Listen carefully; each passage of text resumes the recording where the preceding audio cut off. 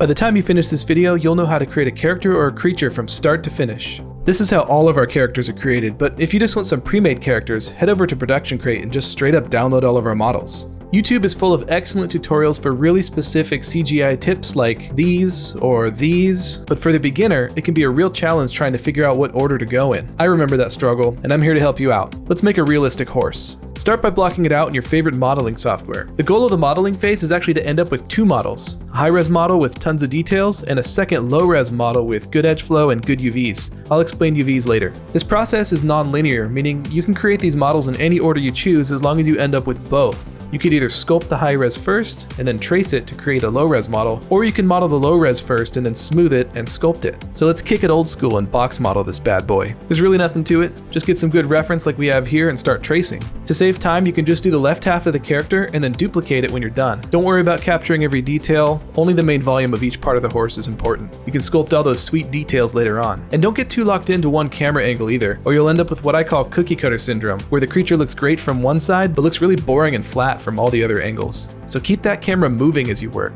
We're getting close to the end here. We're about to hop over to Zbrush to sculpt. Notice we didn't bother creating hooves or ears or eyes. I feel more comfortable making those parts in Zbrush, so I'm saving them for later. This workflow is really open-ended and leaves you free to use the tools in any way you want. Take the horse into Zbrush or Blender or whichever sculpting program you like. Zbrush is cool because you can divide the mesh so much that you don't even see the individual polygons anymore, and you can just sculpt it like a ball of clay. Add muscles, add skin folds, create some eye sockets if you didn't do that before. This is the stage where it really starts to look like a horse. Now, if you did it in reverse order and you started by sculpting first, then at this stage you need to do retopology. Basically, you would trace polygons onto the high-res model to create the low-res like we're doing right here. This is the way most people do it these days, because you can just sculpt and be totally creative without worrying about good geometry and proper edge flow, because that's a problem for tomorrow you. However you choose to do it, always keep in mind that the goal is to create a high-res version with crispy details and a low-res version with clean edge flow. Oh, and of course a good UV map. Very important step, so let's do that now. The point of this is to cut up the model and lay it flat so that we can paint on it later. If your model has multiple pieces, they each need to go through this whole process of sculpting, retopology, and UV mapping before you can go on to the next part. Now that your model is UV mapped, we can, oh whoops, I forgot to make teeth.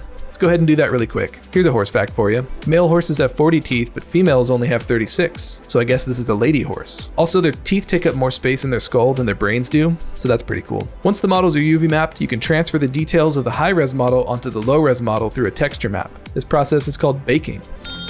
Yum. After baking, move on to texturing. You could open up your UVs in Photoshop, slap some photos onto your texture map and add color that way. But today we're going to use Substance Painter to do a mix of hand painting and overlaying subtle textures to create a really nice look. I like Substance Painter because you can create all of the texture maps you need all at once, like the color map and the roughness map to control how shiny the model is. We have a beginner tutorial on Substance Painter right here if you want to learn it. Export the textures and render in your favorite program. Normally at this stage I would upload my character to Mixamo to rig and animate it, but this guy has like way too many legs for Mixamo, so we're just gonna have to settle for this right now. And when you're ready to level up even further, I recommend signing up for a masterclass like this one I recently watched on Wingfox.com. Long-form classes like this are perfect for people who are starting to get more serious about learning this stuff because you get to see the entire process. But I like to watch a masterclass every couple of years just to brush up on my skills. Like this video, and then head over to ProductionCrate.com and sign up so that you can download this horse once I figure out how to rig him properly.